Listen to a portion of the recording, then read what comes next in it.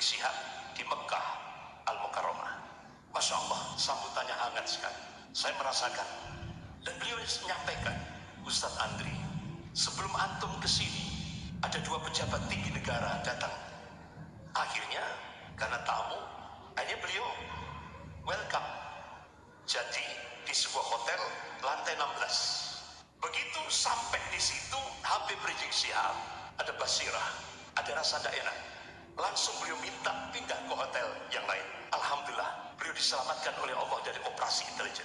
Begitu pindah ke hotel yang lain, Habib Rizik Syihab diminta oleh 2 pejabat tinggi negara ini. Habib, duduk manis. Kami siapkan triliunan. Artinya, Habib Rizik di Mekah saja duduk manis, gak usah datang ke Indonesia. Apa jawaban beliau? Saya dengarkan sendiri, langsung saya tolak, Ustadz Andri. Dan saya sampaikan kepada 2 pejabat tinggi negara ini, saya akan tetap datang ke Indonesia dan saya ingin menyelamatkan Indonesia dari cengkraman komunis Cina. Itu yang beliau sampaikan. Masya Allah, kegigihan beliau. Padahal pemerintah Saudi, Raja Salman itu sudah memberikan fasilitas kepada beliau. Sampai pun beliau meninggal di Mekah, itu welcome pemerintah Saudi. Tidak ada masalah. Tapi karena kecintaan beliau terhadap NKRI, beliau ingin menyelamatkan Indonesia dari cengkraman komunis Cina ini. Akhirnya dengan berpayah-payah, berbagai macam rintangan yang beliau hadapi, tetap beliau berangkat dari Jeddah menuju Soekarno-Hatta. Beliau tidak mau minta tolong pada siapapun kecuali minta tolong kepada Allah Subhanahu wa Ta'ala. Itu prinsip beliau. Tapi alhamdulillah, qadarullah, Allah mudahkan perjalanan beliau bersama keluarganya. Walaupun di Indonesia, pejabat-pejabat di Indonesia nyinyir. Ya, contoh waktu itu Pak Mahfud MD menyatakan Habib Rizik itu bukan orang suci, yang suci itu Khomeini. Nah, kaget saya. Pernyataan Pak Mahfud ini kok seperti itu, menyatakan Khomeini orang suci, Habib Rizik bukan suci. Lah, kita manhaj akidah Ahlus Sunnah wal Jamaah sepakat yang suci, yang maksum itu cuma satu, Rasulullah SAW. Nah, kalau Pak Mahfud MD menyatakan Khomeini itu orang suci, berarti ini patut dipertanyakan akidahnya. Masa dia meyakini orang Syiah suci, padahal orang Syiah itu sesat dan menyesatkan. Jadi patut dipertanyakan akidahnya. Tapi akhirnya Pak Mahfud, monggo silakan.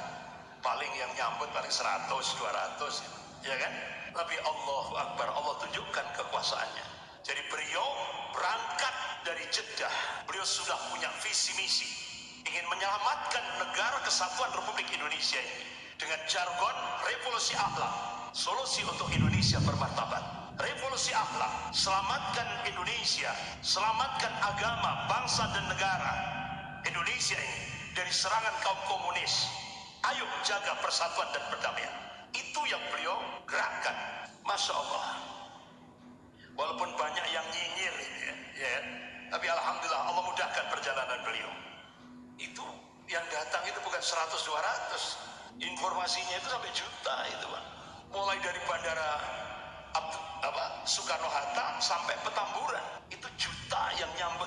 Dan itu benar-benar di syuting oleh tidak hanya media-media nasional tapi juga media internasional meliput.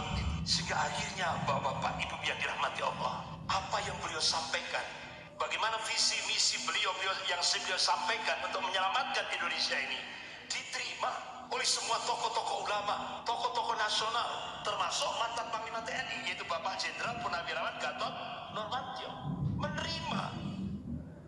Tapi Bapak-bapak, Ibu yang dirahmati Allah, kan beda apa yang diperintahkan oleh Presiden Xi Jinping. Jadi ini dilema. Satu sisi, apa yang disampaikan visi misi yang disampaikan oleh Habib Rizik Syihab itu benar-benar masuk akal. Dan ini penyelamatan Indonesia, NKRI. Apalagi revolusi akhlak itu yang menjadi visi misi Rasulullah SAW.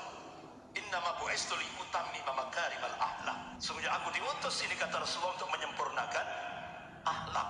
Tapi karena ini tadi dilema terima satu sisi ada perintah dari Presiden Cina Xi Jinping untuk menghadapi Habib Rizik dengan hard power, tapi satu sisi menurut akal sehat ini masuk akal, sehingga akhirnya akal sehat itu dikalahkan. Otomatis harus sami'na wa ata'na terhadap apa yang diperintahkan oleh Presiden Cina. Karena Indonesia sudah, apalagi Luhut bin Sarpanjaitan dengan terang-terangan memberikan statement di media, Indonesia itu sangat bergantung dengan Cina, sehingga apa yang diperintahkan oleh Cina harus disikapi dengan sami'na wa ata'na. Bapak-bapak, ibu yang dirahmati Allah, akhirnya Kapolri dipanggil, copot 2 Kapolda, copot 2 Kapolres. Banyak pejabat-pejabat ini menganggap Habib Rizik Syihab ini otomatis sudah menjadi musuh negara. Timingnya pas perebutan jabatan Kapolri, sehingga akhirnya Refli Harun itu mengungkap ada 4 geng untuk memperebutkan jabatan Kapolri, dan Habib Rizik Syihab ini menjadi batu loncatan yang the best untuk merebut jabatan, termasuk juga di tubuh TNI sama, TNI Polri sama, sampai akhirnya Majelis Ulama Indonesia Pusat membela FPI. Bapak-bapak, ibu yang dirahmati Allah, karena ketakutannya sudah paranoid, ini sudah satu paket. Terjadilah penggusuran orang-orang Habib Rizik Syihab di tubuh kepengurusan Majelis Ulama Indonesia Pusat, dibersihkan.